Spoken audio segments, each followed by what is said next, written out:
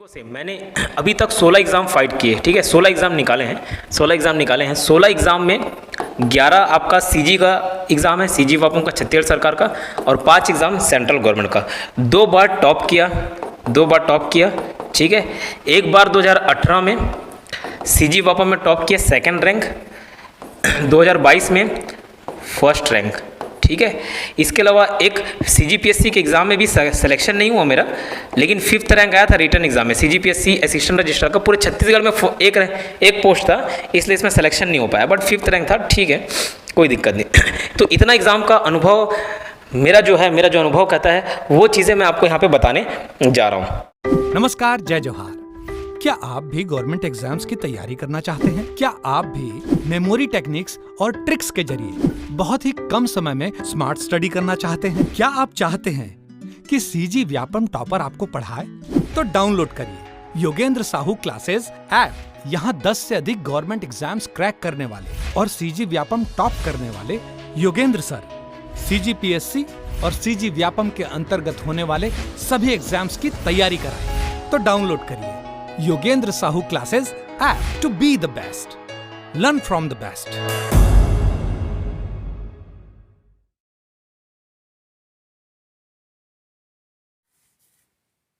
नमस्कार दोस्तों, स्वागत है आपका योगेंद्र साहू ऑनलाइन क्लासेस में, ठीक है।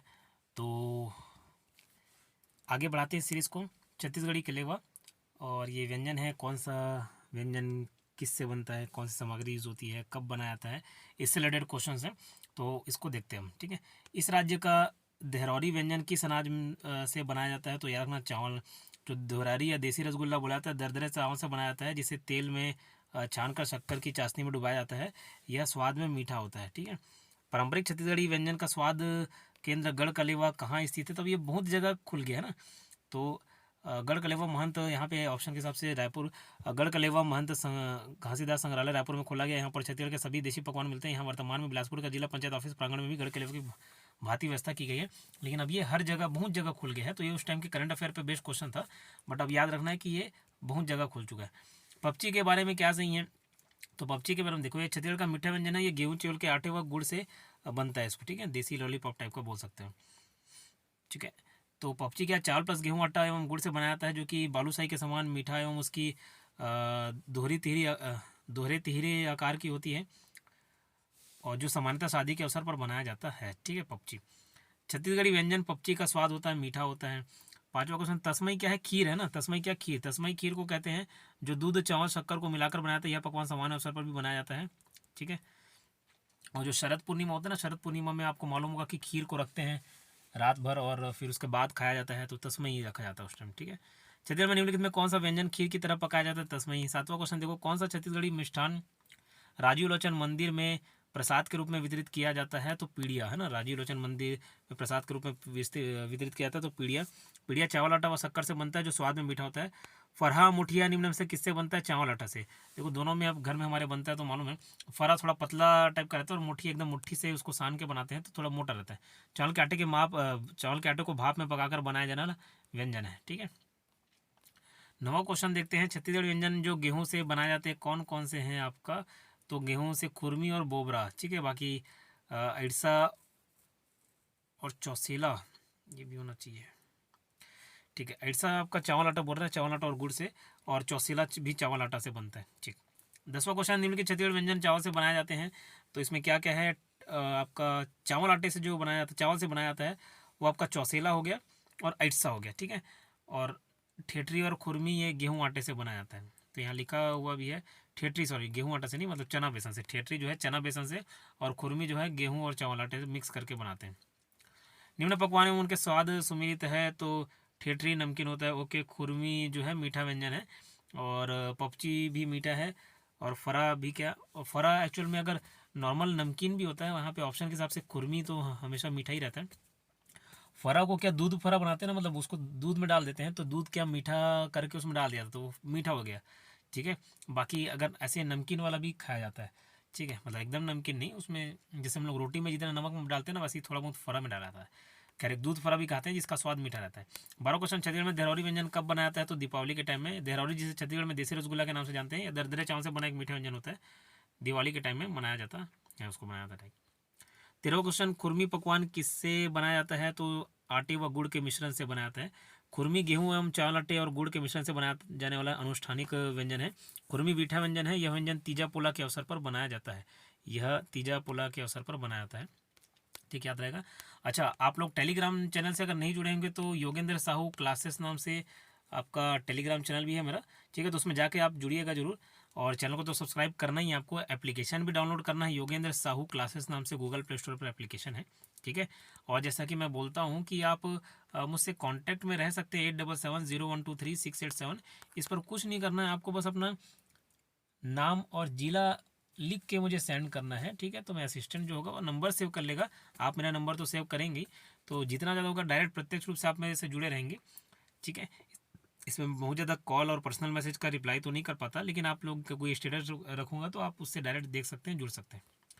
ठीक है, छत्तीसगढ़ में बस्तर दशहरा, ये बहुत ही इंपॉर्टेंट टॉपिक है लोक कला संस्कृति में। ये नहीं पढ़े तो कुछ नहीं पढ़े। ठीक है, बस्तर का दशहरा कितने दिनों तक चलता है पूछने से 75 दिनों तक। तो थोड़ा सा मैं बताता हूँ इसके बारे में। बहुत ये ऑब्जेक्टिव सीरीज में तो बहुत डिटेल में बता नहीं सकता। अगर आप एकदम डिटेल में जाना चाहते हो तो वो कोर्स में आप जाके देख सकते हो, वहाँ से पढ़ सकते हो। देखो, बस्तर का दशहरा, इसका जो नॉर्मल दशहरा है राम रावण, उससे कोई संबंध नहीं है। ठीक है, इसका तो किससे संबंध है? तो दो चीज़ों से संबंधित है। एक है आपका पुरुषोत्तम देव और दूसरा दंतेश्वरी माता। तो एक आराध्य देवी, दंतेवाड़ा में आराध्य देवी कौन? दंतेश्वरी माता, उससे संबंधित है। और दूसरा पुरुषोत्तम देव से संबंधित है। ठीक है, तो बस ये इस चीज़ को याद रखना। कितने दिन तक चलता है? 75 दिन तक। कब से कब तक? तो ये सावन अमावस्या से चालू होता है। ठीक है, सावन अमावस्या मतलब हरेली से स्टार्ट होता है। ठीक, और आगे देखेंगे कब तक चलेगा। ठीक है, अब देखो बस्तर का दशहरा कितने दिन तक? 75 दिन तक चला। बस्तर दशहरा अंचल का सर्वाधिक समय तक मनाया जाने वाला विश्व प्रसिद्ध त्यौहार है जो 75 दिनों तक चलता है। यह बस्तर जिले के जगदलपुर में आयोजित किया जाता है। बस्तर दशहरा छत्तीसगढ़ किस स्थान पर मनाया जाता है? तो जगदलपुर में। बस्तर दशहरा के आयोजन की कुल अवधि 75 दिन होती है। बार बार रिपीट हो गया। बस्तर दशहरा में काछिन गद्दी अनुष्ठान की संवाहिका कौन है? तो मेहरा कन्या। ठीक है, बस्तर दशहरा मेहरा कन्या है। ठीक, आरंभ अश्विन अमावस्या को होता है, सावन अमावस्या को। सामान्य अर्थ क्या होता है? काछिन देवी की गद्दी प्रदान करना। और प्रमुख पूजा काछिन देवी की होती है। संवाहिका महरा कन्या होती है। और विशेष क्या है? मृगान या कुंवारी कन्या 9 वर्ष की पर माता सवार होती है। एक्चुअली होता क्या है सर, अभी तो आप सावन अमावस्या बताए थे, अश्विन अमावस्या क्या हो गया? ये काछिन गादी है। इसकी कुछ परंपरा है। जैसे सबसे पहले पाठ यात्रा वाला कार्यक्रम होता है। कौन सा पाठ यात्रा कार्यक्रम? एक रस्म प्रकार का है। ठीक है, जिसमें एक लकड़ी लाया जाता है जिसका नाम रहता है ठुल्ला खोटला लकड़ी। ठीक है, ठुल्ला खोटला लकड़ी, ये बहुत इंपॉर्टेंट है। फिर होता है डेरी गड़ाई। ठीक है, क्या? डेरी गड़ाई। तो एक लकड़ी गड़ाए जाने की परंपरा, एक लकड़ी स्तंभारोपण भी बोला जाता है उसको, उस परंपरा को बोलते हैं डेरी गड़ाई। ये तो दोनों एक रस्म टाइप का हो गया। उसके बाद जो मेन कार्यक्रम जहाँ से स्टार्ट होता है ना, वो होता है काछिन गादी से। क्या? काछिन गादी से। ठीक है, के काछिन गादी याद रखना, काछिन गादी से स्टार्ट होता है। तो काछिन गादी, काछिन मतलब माता है और गादी मतलब होता है गद्दी। तो ये काछिन मतलब काछिन देवी की बात की जाएगी, गादी मतलब गद्दी। तो गद्दी सजाया जाता है। और गद्दी किसका? कांटों वाला गद्दी होता है। तो एक मृगान जाति की कुंवारी कन्या को लेते हैं और उस पर माता आती है, काछिन देवी आती है, आरूढ़ होती है उस पर, है ना। और उस माता आने के बाद उस गद्दी में लिटाया जाता है। ऐसा एक रस्म रहता है। ठीक है, तो याद रहेगा। तो का से काछिन गादी और का से कुंवार अमावस्या। का से काछिन गादी और का से कुंवार अमावस्या। तो काछिन गादी वाला अनुष्ठान कब चालू करते हैं? कुंवार अमावस्या के दिन चालू करते हैं। इस बात को आपको याद रखना है, कुंवार अमावस्या के दिन। तो कुंवार सर यहाँ पे तो अश्विन लिखा हुआ है, कुंवार और अश्विन एक ही महीना है ना। तो सर वो सावन अमावस्या वाला क्या बताया? सावन अमावस्या बेटा हरेली के त्यौहार से ना स्टार्ट होता है। जो परंपरा बता रहा हूँ ना, पाठ यात्रा, वो पाठ यात्रा वाला जो रस्म है वो सावन अमावस्या के दिन से ही चालू होता है। ठीक है, याद रहेगा। पांचवा क्वेश्चन देखो, बस्तर दशहरा का प्रारंभ इनमें से किस देवी की पूजा से की जाती है? तो काछिन देवी से करते हैं। छठवां क्वेश्चन, बस्तर दशहरा में जोगी बिठाई किसे कहा जाता है? तो मंदिर में कलश स्थापना। किसे कहा जाता है? मंदिर में कलश स्थापना। एक्चुअली सिर्फ वही नहीं है कलश स्थापना। देखो यहाँ पे एक्सप्लेनेशन देख लो। प्रथम रस्म कलश स्थापना, प्रमुख रस्म 7 मांगुर मछली अर्पण की प्रथा। और विशेष क्या है? जोगी के रूप में हलवा सदस्य 9 दिन तक व्रत रखकर योग साधना करता है। तो कलश स्थापना और जोगी बिठाई एक ही दिन में होता है। ये एक्चुअल में आपका जो कुंवार महीना होता है, कुंवार महीने में शुक्ल पक्ष के पहले दिन। ठीक है, तो ये कार्यक्रम तो बता दिया था। पाठ यात्रा, डेरी गड़ाई है ना, पाठ यात्रा, डेरी गड़ाई, फिर काछिन गादी वाला कार्यक्रम तो हो गया था। ठीक है, फिर आपका एक कार्यक्रम होता है रैला पूजा, है ना, रैला पूजा। रैला पूजा के बाद होता है कलश स्थापना और उसी दिन जोगी बिठाई भी होता है। कलश स्थापना किया जाता है और जोगी बिठाई भी कार्यक्रम उसी दिन होता है। ठीक है, उसके बाद रथ परिक्रमा करते हैं। ये आपका कुंवार शुक्ल पक्ष के पहले दिन होता है। ठीक है, और जो रथ परिक्रमा है वो दूसरे से सातवें दिन तक होता है, ठीक है। कौन से दूसरे से सातवें दिन तक। तो जो कलश स्थापना है 9वें दिन जोगी बिठाना होता है, जोगी बिठाई वाला कार्यक्रम होता है। तो जोगी को बिठाते हैं। जोगी बिठाना ये कहाँ से आया जोगी बिठाना, एक चीज़ आप थोड़ा सा डिटेल में बताता हूँ तो आपको ध्यान रहेगा। एक बार जब बस्तर दशहरा मना रहे थे तो कभी कभार कुछ ना कुछ अड़चन आता ही रहता था। तो एक बार देखी कि एक व्यक्ति बैठा हुआ है नॉर्मली और राजभवन के सामने बैठा हुआ है। तो जब बैठा हुआ था तो किसी का ध्यान नहीं गया। जब ये देखा गया कि यहाँ जहाँ पे बैठा है वो ज़मीन थोड़ा धंसते जा रहा है, तो ये सब नज़र गया। और ये भी देखा गया कि ये जब से बैठा है तब से ये जो कार्यक्रम है बढ़िया निर्विघ्न संपन्न हुए जा रहे हैं। तो थोड़ा सा चमत्कारिक रूप से देखा गया। तो जो आदमी बैठा था उसको राजा ने जोगी की उपाधि दी। क्या जोगी की उपाधि दी। अब वहीं से उसी का परिवार जो है जोगी बिठाने वाला कार्यक्रम में जोगी के रूप में बैठता है। तो फिर उसको लास्ट में 9वें दिन उठाई होता है। जैसे जोगी बिठाई हो रहा है उसको बिठाते हैं, वैसे ही उसको उठाते भी हैं। तो उसी परिवार के सदस्यों में से कोई ना कोई जोगी बैठता है, ठीक है, याद रहेगा। तो 9 दिन तक पूरा व्रत रखते हैं जिसमें मतलब सिर्फ फल फूल खाते हैं, ऐसा रहता है, और दूध रहता है, बाकी और कुछ नहीं लेते, ठीक है। ये क्लियर है मेरे ख्याल से। 7वां क्वेश्चन, बस्तर में गुंचा पर्व किस माह में आयोजित किया जाता है। आषाढ़ महीने में। बस्तर अंचल में मनाया जाने वाला रथ यात्रा एवं गुंचा रथ का प्रारंभ काकतीय वंश शासक पुरुषोत्तम देव द्वारा कराया गया था। इस पर्व का आयोजन आषाढ़ माह में किया जाता है, ठीक है। शुक्ल पक्ष के द्वितीय दिन इसको मनाया जाता है। आषाढ़ महीने के शुक्ल पक्ष के दूसरे दिन मनाया जाता है, ठीक है, याद रहे के बात। गुंचा पर्व तो एक्चुअल में क्या हुआ था, एक बार राजा पुरुषोत्तम देव इनकी कुछ मनोकामना थी जिसको पूरा करने के लिए वो जगन्नाथ पुरी वाले मंदिर में गए थे, ठीक है। तो वहाँ गए तो नारियल को पेट के बल में रख के लोट के गए थे। तो पुरी के राजा ने देखा कि यार एक आम इंसान जैसे इतना मेहनत कर रहे हैं राजा होके भी, तो खुश उनको रथ दिया कि भैया वापस जाओगे तो रथ में जाना है ना। तो रथ में जाना या ऐसे बोले थे उनको। और रथपति की भी उपाधि धारण किए थे, मतलब रथपति की उपाधि दिए थे पुरुषोत्तम देव को। और वहीं से पूरा मनाया गया, बस्तर अंचल में घुमाया गया।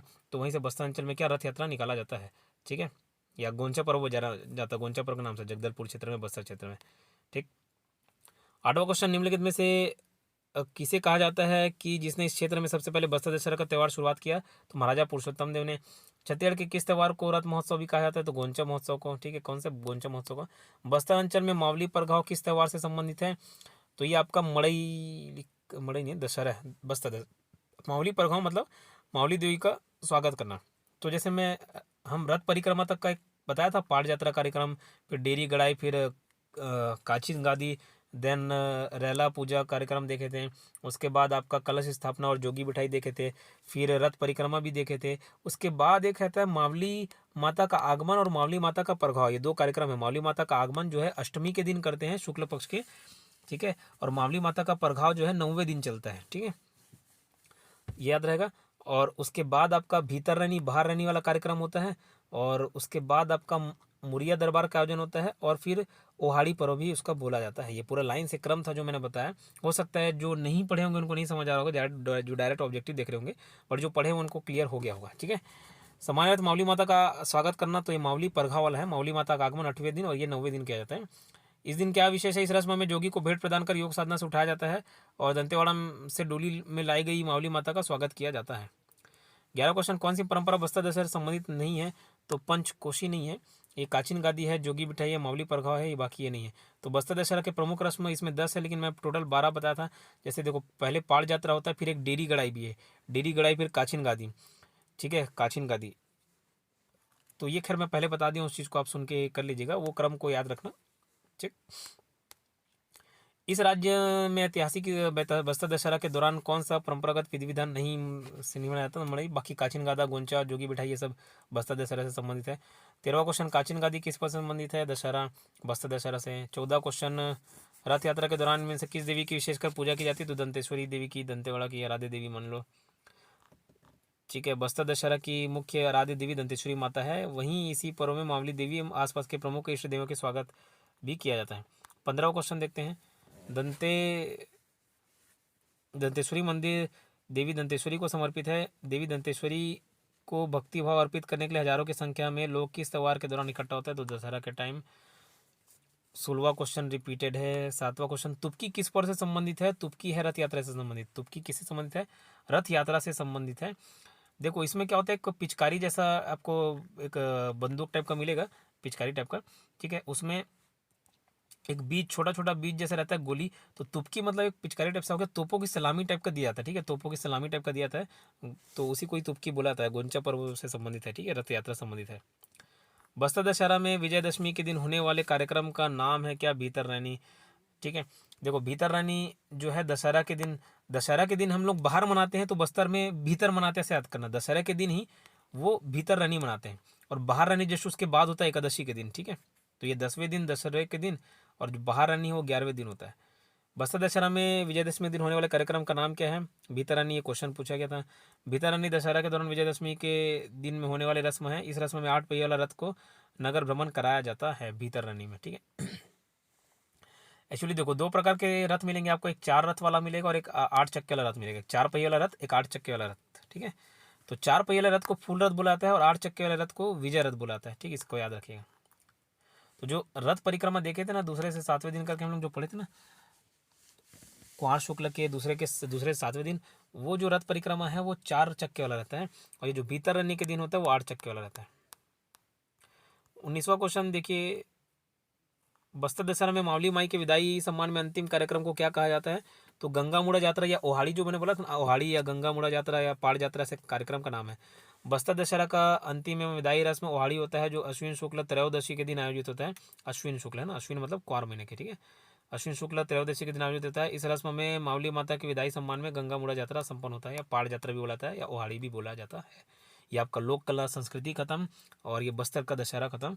तो जितने भी ऑब्जेक्टिव्स थे, जो भी इंपॉर्टेंट है, आए हुए हैं, आने की संभावना है, वो सारे टॉपिक्स मैंने कवर करा दिए। और ऐसा है कि ये पूरा कंप्लीट सीरीज देखोगे ना आप, तो जो व्यापम में खास करके 15 क्वेश्चन का छत्तीसगढ़ रहता है, तो मेरा ये मानना है कि 15 क्वेश्चन में आपका आराम से व्यापम में 12 से 13 यहीं से बन जाएगा, क्योंकि सिर्फ यही क्वेश्चन नहीं है, उस क्वेश्चन को बताते बताते मैं कुछ एक्स्ट्रा पॉइंट भी बताते चलता हूँ, तो वो सब करोगे तो आराम से 12-13 ये कवर हो जाएगा। ठीक है, और जो पीएससी प्री का जो क्वेश्चन है, अगर एकदम ज़्यादा डीप नहीं देता है तो आपका 50 में मेरा मानना है कि 30 क्वेश्चन इससे बन जाएंगे, ये मेरा अनुमान है। ठीक है, क्योंकि थोड़ा बहुत एक्स्ट्रा पॉइंट में बताते चलता हूँ, तो वो 30 क्वेश्चन कवर कर लेगा सर। तो बाकी 20 कैसे, तो कुछ करंट अफेयर बेस्ड भी रहेंगे, कुछ इकोनॉमिक सर्वे वाला भी रहेगा। तो मेरा मानना 50 में 30 क्वेश्चन इससे ये पूरे सीरीज से आपका बन जाएगा, जो कि 30 क्वेश्चन मतलब बहुत ज़्यादा वेटेज कवर करता है। ठीक है, तो मिलते हैं नेक्स्ट वीडियो में। चैनल को सब्सक्राइब करना ना भूलें, और टेलीग्राम चैनल को भी ज्वाइन करें। ठीक है, योगेंद्र साहू क्लासेस नाम से टेलीग्राम चैनल है। मिलते हैं नेक्स्ट वीडियो में, धन्यवाद। इंस्टाग्राम पे भी फॉलो करना ना भूलें। ठीक है, नमस्कार, जय जोहार, जय छत्तीसगढ़। हमारे लोग सब केंद्र और राज्य सरकार हमें सफल हुई। 2018 में हमारे छत्तीसगढ़ में ड्यूटी स्थापना हुई। 22 में हमारे छत्तीसगढ़ में पहला नंबर आया। तो हर तरह अपन सरकारी नौकरियां छोड़ के के भविष्य पर पूरी तरह समर्पित है।